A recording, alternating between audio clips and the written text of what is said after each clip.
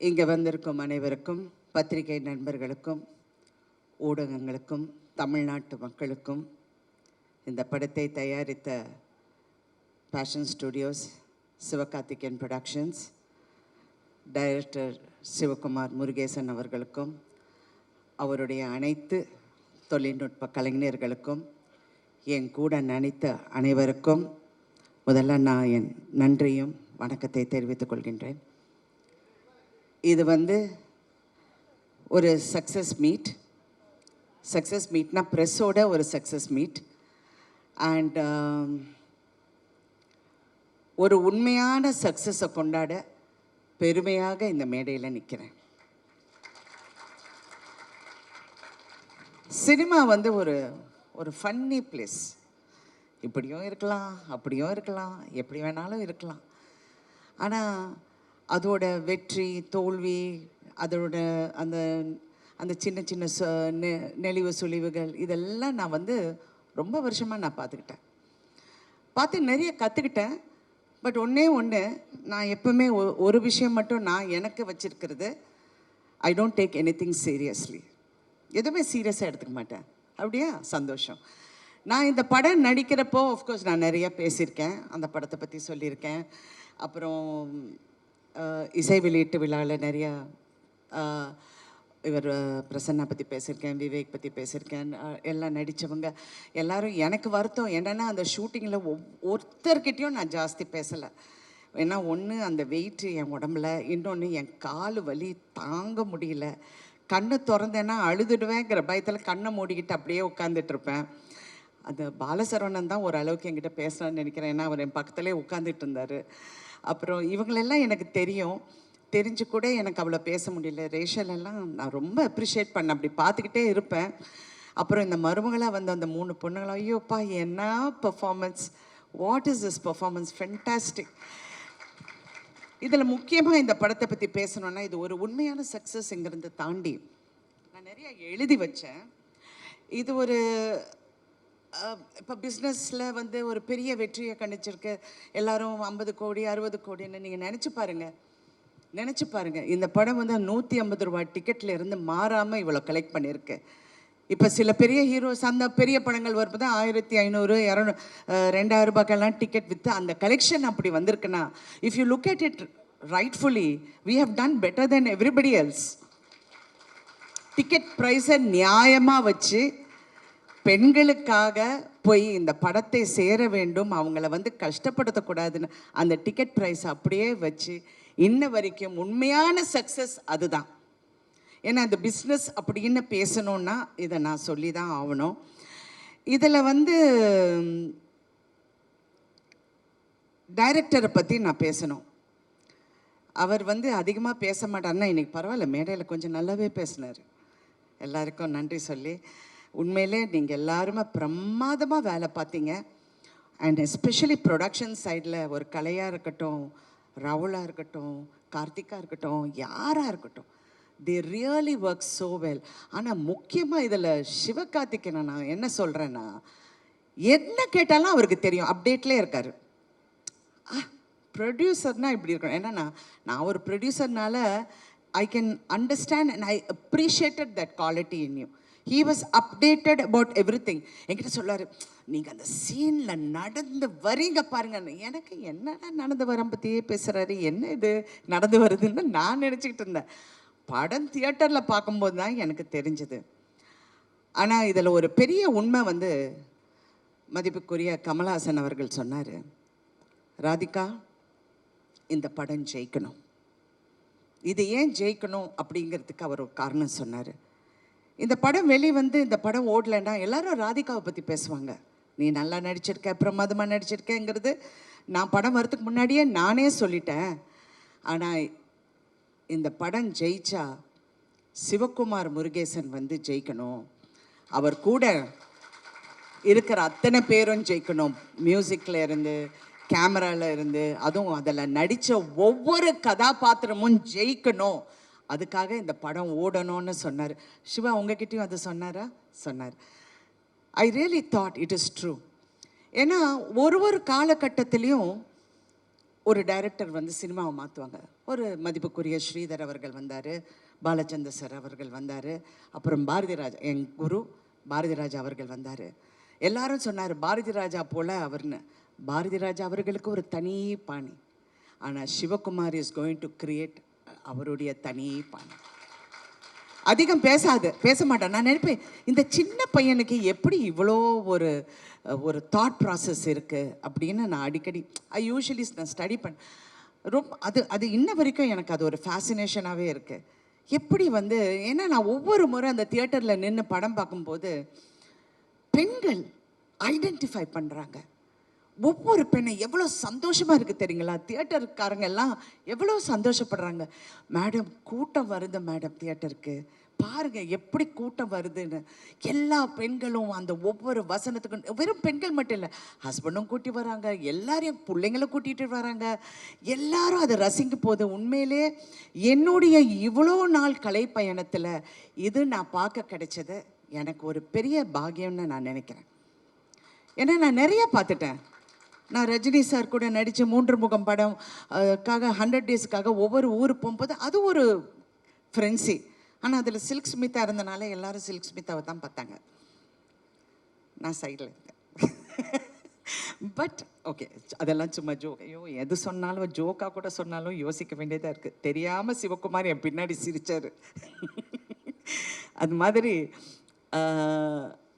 இப்போ இந்த படத்தை பார்க்கும்போது நான் சித்திக்கு அப்புறம் நிறைய பெண்களோட ஒரு ரிஃப்ளெக்ஷனை பார்த்தேன் சொசைட்டியில். நான் சீரியல் எடுக்க போந்தேன்னு அப்படி தான் நினச்சேன்.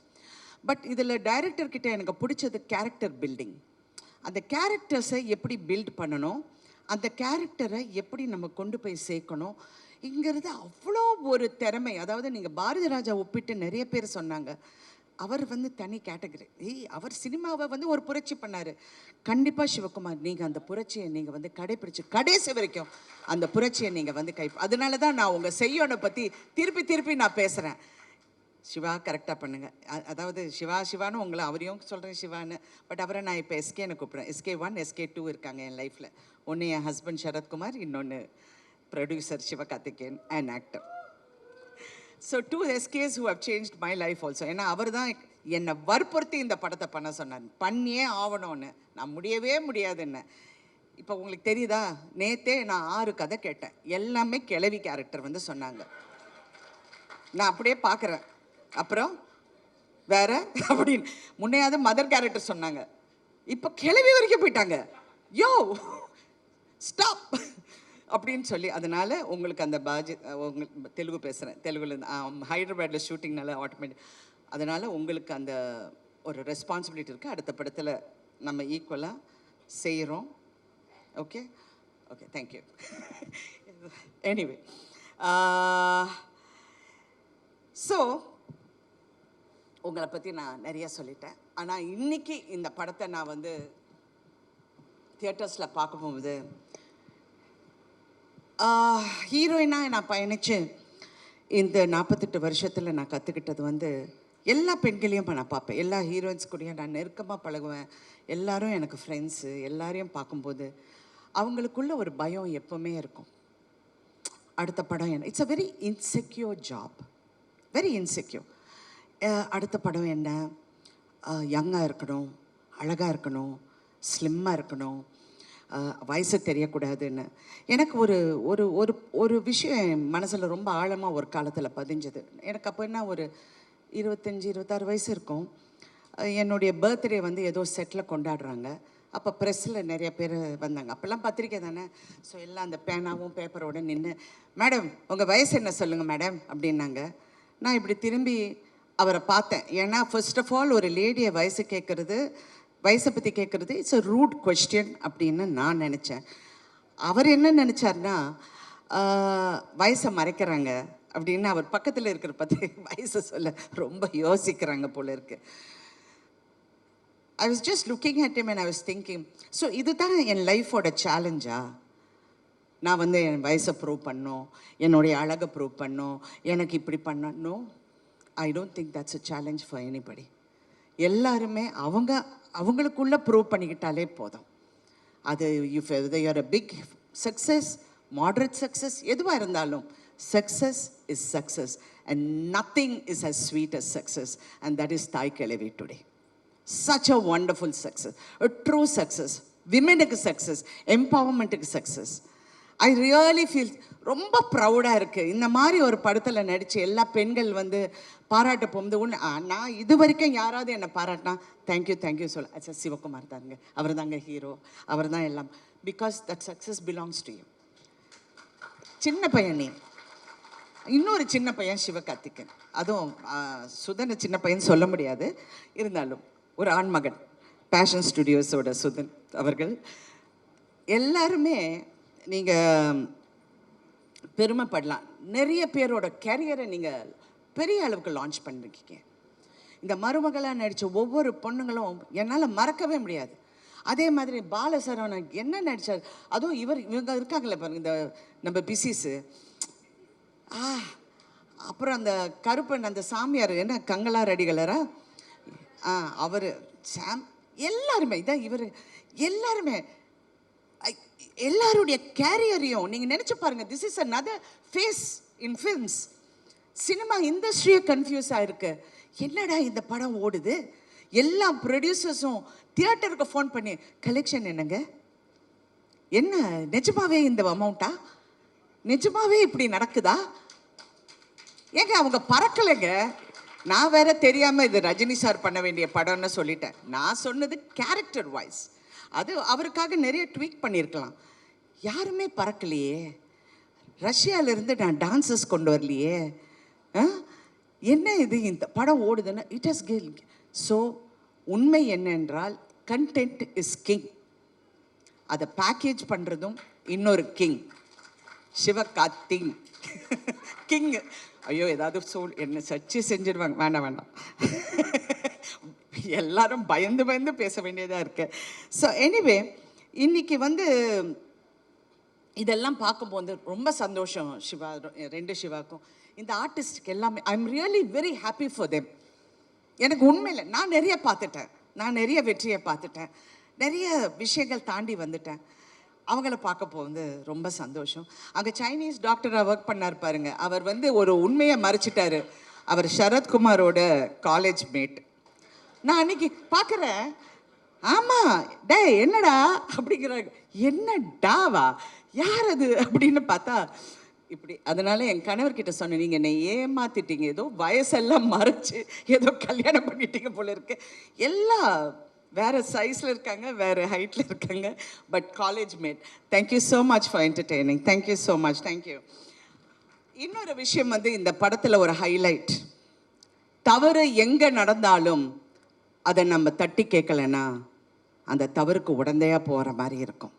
ஒவ்வொரு கேரக்டரும் தவறை உணர்றாங்க அவங்கவுங்க விதத்தில். எனக்கு அது ரொம்ப பிடிச்சிருக்கு. அது மருமகளாக இருக்கட்டும், அந்த அடுத்த கேரக்டர்ஸாக இருக்கட்டும், கங்காரு அடிகளாராக இருக்கட்டும், அந்த தவறை எப்படி உணர்றாங்க அதுதான் இது. ஏன்னா சமீப காலமாக நான் பார்க்கும்போது சொசைட்டியில் இவ்வளோ மாற்றம் இருக்கா, இவ்வளோ முட்டாளுங்க இருக்காங்களா, இவ்வளோ எம்பத்தி, அதாவது ஒரு மனசுக்குள்ளே ஒரு சிம்பத்தி இல்லாமல் நிறைய பேர் இருக்காங்களா அப்படிங்கிற ஒரு பயம் வந்தது. சினிமா வந்து ஒரு சமுதாயத்தை கெடுக்குதா அப்படிங்கிற ஒரு கேள்வியும் வருது. ஏன்னா நம்ம வீட்லேயும் பிள்ளைங்க இருக்காங்க, எல்லாரும் இருக்காங்க. கலை நீங்கள் அப்படியே நெளிறீங்க, நான் ஒன்றும் தவறாக சொல்ல மாட்டேன். பட் எனக்கு அந்த ஒரு அச்சம் எப்பவுமே இருந்தது. ஆனால் இந்த படத்தை பார்க்க போகும்போது பெண்களின் குரலை கேட்கும் ஆண்கள், அந்த குரலை நல்ல உறக்க சொல்கிற இளம் ஆண்கள் இருக்கும்போது இந்த சமுதாயம் என்னைக்குமே கெடாது. It is a truth. ஏன்னா பயமாக இருக்குது ஒவ்வொரு பேசுறது, சில பிள்ளைங்க பேசுகிறத பார்த்தா எனக்கு வயிறெல்லாம் ஐயோ இவங்கெல்லாம் வீட்டில் போய் எப்படி இருக்காங்க அந்த மாதிரியெல்லாம் நினைக்க தோணுது. But no. So press also has to be responsible. இந்த மாதிரி நல்ல விஷயங்கள் இன்னும் எடுத்து காட்டினா ஐம் ரியலி இது நாளைக்கு உங்கள் பிள்ளைங்களுக்கு, நாளைக்கு வர சமுதாயத்துக்கு இது ஒரு பெரிய ஒரு எடுத்துக்காட்டாக இருக்கும். இன்னொரு விஷயம் வந்து இந்த படத்தில் வந்து நிறையா எம்பவர்மெண்ட் பற்றி பேசியிருக்கோம். ஆனால் உண்மையான எம்பவர்மெண்ட் தயவு செஞ்சு எல்லா பெண்களும் அதை நம்புகிறாங்க, நம்பி ஆகணும். சினிமாவில் நிறைய பெண்கள் வந்து போராடுறாங்க, ஜெயிச்சாகணும். ஆனால் நான் இந்த வகையில் நான் எங்கே எம்பவர் ஆனேன்னா, இந்த படம் ஒத்துக்கு போகும்போது சுதன் என்கிட்ட பேசிகிட்டு இருந்தார். நான் சொன்னேன், எல்லா ஹீரோஸுக்கும் நீங்கள் சம்பளம் கொடுக்குறீங்க சரியா, ஏன் ஹீரோயின்ஸுக்கு சம்பளம் கொடுக்க மாட்டேன்றீங்க அப்படின்னு வந்தது. சுதன் சிரிக்கிறாரு. சிவகார்த்திகேயன் அப்படியே நல்ல பையன் மாதிரி உட்காந்துட்ருக்காரு. ஆனால் இது கேட்ட உடனே I have to thank both of you. First time Tamil இண்டஸ்ட்ரியில் ஒரு ஹீரோயினுக்கு ஷேரில் உங்கள் சம்பளம் வந்து இருக்குது அப்படின்னு சொல்லி ஒப்பிட்ட முதல் தயாரிப்பாளர்களின் பெருமை உங்களுக்கு தான் சரி. இது வரைக்கும் ஐ don't think any heroine has got done it. அதில் நான் அந்த பெருமை எனக்கு வந்து அது சார்ந்தது. And not only that, it is a good example for the industry. It is a good encouragement for women. ஏன்னா எம்பவர்மெண்ட் வெறும் நீங்கள் வந்து பேசி பிரயோஜனம் இல்லை, அது செயல்பாட்டிலையும் காமிச்ச இந்த தயாரிப்பாளர்களுக்கு நான் பெண்களின் சார்பாக நன்றி, அதுவும் நடிகைகளின் சார்பாக நான் நன்றி சொல்ல கடமைப்பட்டிருக்கேன். ஸோ தே செட் எஸ், ஷேரில் வர உங்களுக்கு ஒரு பர்சன்டேஜ் இஸ் யோர்ஸ். அதாவது மினிமமாக எனக்கு பே பண்ணியாச்சு, எல்லாம் கிளியராக பண்ணிட்டாங்க. இருந்தாலும் ஷேரில் சொன்னோன்னு ஐ எம் வெரி ஹாப்பி. ஏன்னா படம் ஓட ஓட இன்னும் happy. It's not for the money, it's really not for the money, it is for that feeling of being yes we can do it. Believe in yourself. I love that. I want that for everyone to go for it, you know, to feel that yes, நம்ம கஷ்டப்பட்டு உழைச்சா அந்த உழைப்புக்கு கண்டிப்பாக வெற்றி இருக்கும். அதுவும் இந்த படம் வெற்றி வந்து இன்னும் அதை ஊக்கப்படுத்துங்கிற இதில் அந்த நம்பிக்கையில் நம்ம எல்லாரும் இருக்கோம். இன்னொன்று, நான் ரொம்ப நேரம் பேசுவேன், பட் இருந்தாக்குள்ள வேண்டாம், கொஞ்சம் கஷ்டம் பண்ணிடுறேன். Thank you so much once again to each and every one. இந்த படத்தில் கான்ட்ரிபியூட் பண்ண எல்லாருக்கும் நான் நன்றி சொல்ல கடமைப்பட்டிருக்கேன். And also I wanted especially to Vivek, I want to tell him thank you so much Vivek. I know how hard நீங்க work பண்ணீங்க, நீங்க எல்லாரும் work பண்ணீங்க, அவருடைய assistants எல்லாருக்கும். அப்புறம் இந்த படத்தில் நடிச்ச எல்லா பெண்களும் இங்கே வாங்க மருமகள் எல்லாரும் வாங்க. ஏன்னா this is about women empowerment. I want them to come. வாமா, நீயும் வாமா, நீங்கள் 2 பேரும் வாங்க ப்ளீஸ். எல்லாரும் ஸ்டேஜ்க்கு வாங்க ப்ளீஸ். ஆள் எல்லாம் இல்லாதீங்க, வாங்க உட்காருங்க, வாங்க. இவங்க எல்லாருக்கும் விமென் எம்பவர்மெண்ட் என்னங்கிறது காட்டி கொடுத்த உங்க அனைவருக்கும் நான் நன்றி சொல்றேன். பெரிய கைத்தட்டல் கொடுத்துடலாம். நீங்க சொன்னீங்க 2 குழந்தைங்க வச்சுக்கிட்டு என் பொண்டாட்டி வந்து எவ்வளோ கஷ்டப்பட்டாங்கன்னு. அந்த மாதிரி உணர்ற எல்லா ஆண்களுக்கும் வெற்றி நிச்சயம். மனைவியும் பிள்ளைங்களும் என்னைக்குமே நீங்க மறக்கக்கூடாது.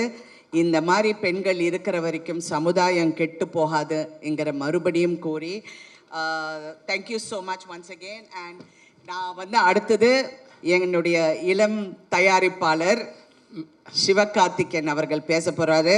மேம், அடியே ஒரே நிமிஷம். நான் அந்த படத்தை வந்து ரொம்ப வாழ்த்திருக்கேன். OG is back.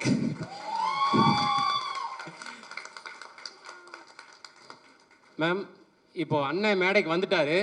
இப்போ இன்னொரு முக்கியமான நபர் உங்களை பார்க்க வந்திருக்காங்க. அதனால தான் நடுவில் இன்டர்ப்ட் பண்ணேன். அவரையும் கூப்பிட்டுலாமா மேம்? அண்ணன் கூப்பிட்டுலாமா? ஸோ ஒரு சர்ப்ரைஸ் கெஸ்ட்டு. ஆமாம் மேம், உங்களுக்கு தான். அந்த நபர் ப்ளீஸ் ஸ்டேஜுக்கு வாங்க. ராதிகா மேம் சர்ப்ரைஸ் பண்ண போற அந்த நபர் யாரு? அண்டர்டேக்கர் மியூசிக்லாம் வருது. மேம், யாருன்னு தெரியுதா?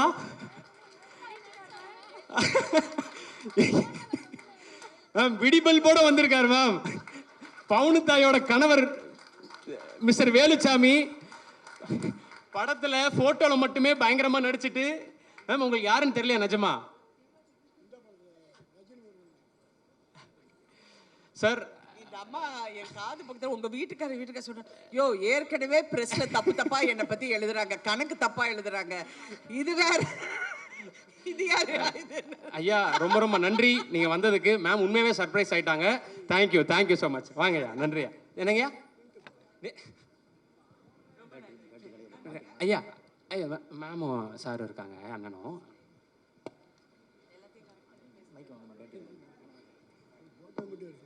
ஃபோட்டோ எடுத்தார். இதில் ஒரு முக்கியமான நான் ஒரு விஷயம் சொல்லணும்னு நினச்சேன். அது சிவகார்த்திகேயன் மேடையில் இருக்கும்போது சொன்னேன்.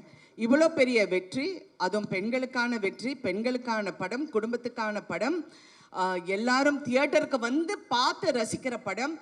எனக்கு வந்து ஒரே ஒரு ரிக்வெஸ்ட், மாண்புமிகு தமிழக முதலமைச்சர் அவரும் துணை முதல் அமைச்சர் உதயநிதி ஸ்டாலின் அவர்களும் இந்த படத்துக்கு கண்டிப்பாக டாக்ஸ் ஃப்ரீ கொடுக்க வேண்டும். இன்னும் பெண்கள் தியேட்டருக்கு வருவாங்க, வந்து இந்த படத்தை ரசிப்பாங்க. அது ஒரு பெரிய விஷயம் இல்லை என்றாலும் அந்த பெருமை இந்த ப்ரொடக்ஷனுக்கு சேரட்டும் என்று என்னுடைய ஒரே ஒரு தாழ்மையான வேண்டுகோள். நன்றி. Thank you ma'am. அது உங்க தாய்மாமன் சீராக இருக்கட்டும். Thank you please. Thank you so much.